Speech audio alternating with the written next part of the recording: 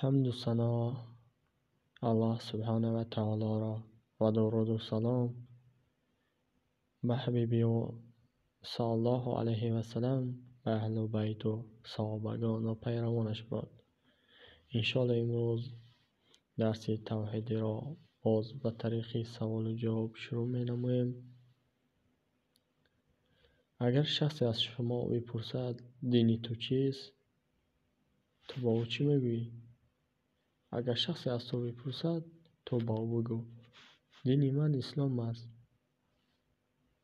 و اسلام یعنی تسلیمی الله یکتا شدن و اطاعت نمودن از امرها و باز ایستادن از نهیهای او و فرمانبرداری کردن از او است. الله سبحانه و تعالی می‌فرماید در سوره آل عمران آیه 19: با تحقیق دین پذیرفته نزد الله اسلام است.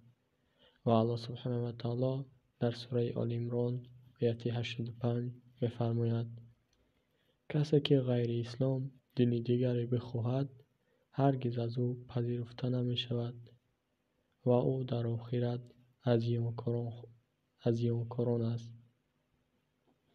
و الله سبحانه و تعالی در سوره مائده آیه 3 می‌فرماید: امروز دینتان را برای شما کامل نمودم و نعمت خود را بر شما پوره نمودم و اسلام را دین برای شما پسندیدم.